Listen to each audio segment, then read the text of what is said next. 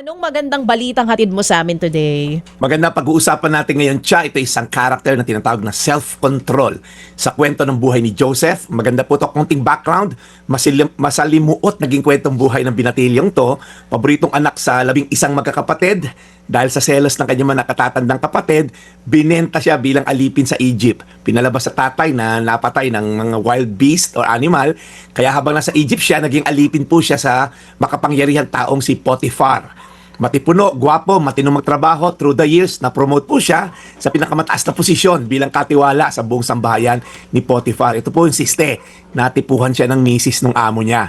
Araw-araw siyang inaakit, na magkasala, binubuyo. Tandaan niyo po, si Joseph, binatilyo, bata, gwapo, malayo sa pamilya, walang accountability, meron siyang power, araw-araw tinutokso, pribado, wala nakakaalam. Ano ang kanyang naging sagot sa misis ng kanyang amo? Sa Genesis 39 verse 9, ipinamahala niya sa akin ang lahat sa bahay na ito, maliban sa inyo na kanyang asawa. Hindi ko po magagawa ang ganyang kalaking kataksilan at pagkakasala sa Diyos. Wow, paano niya nagawa to? Unang-una po, self-control starts with a clear sense of trust and stewardship. Gusto niyo po ba magkaroon ng self-control sa pera, sa relasyon, sa mga bagay na maaari ikasira mo? Sabi niya, pinamahala ito sa akin. So, ibig sabihin, nakita ni Joseph, hindi akin to, ito isa lamang trust, isa lamang pinagkatiwala sa akin, entrusted. Okay, hindi siya ownership.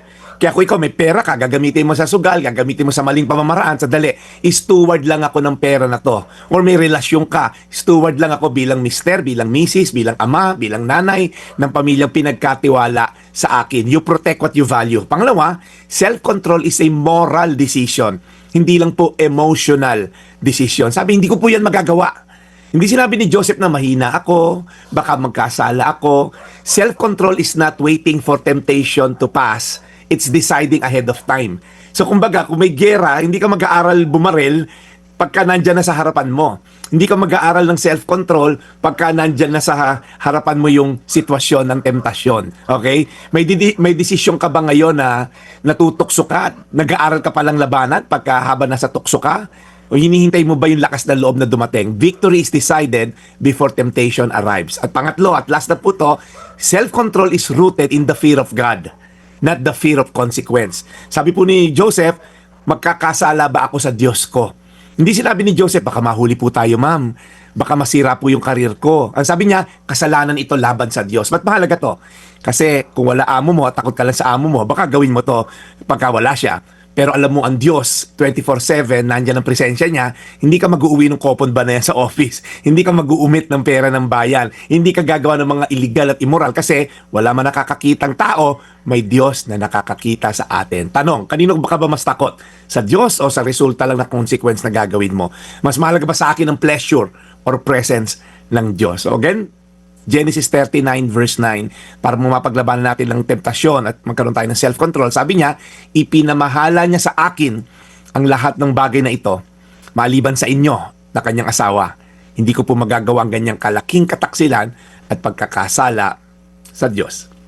Tayo po manalangin, Lord, maraming salamat dahil self-control remembers that we are just entrusted by responsibility. Hindi po kami may-ari, ito po'y pangangalaga lang namin. So Lord, tulungan mo kami mag-alaga ng lakas, ng pera, posisyon, power, anuman meron kami ngayon.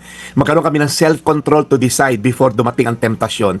Magkaroon po kami ng takot sa inyo more than sa takot sa tao. Dahil Lord, ito magdadala sa amin ng magandang estado sa buhay, sa mata ng Diyos at mata ng tao. Ang pagkakaroon ng self-control. In fact, Lord, maraming mga kasalanan, marami kaming pagsisisi sa buhay na dulot ng walang pagkakaroon ng self-control.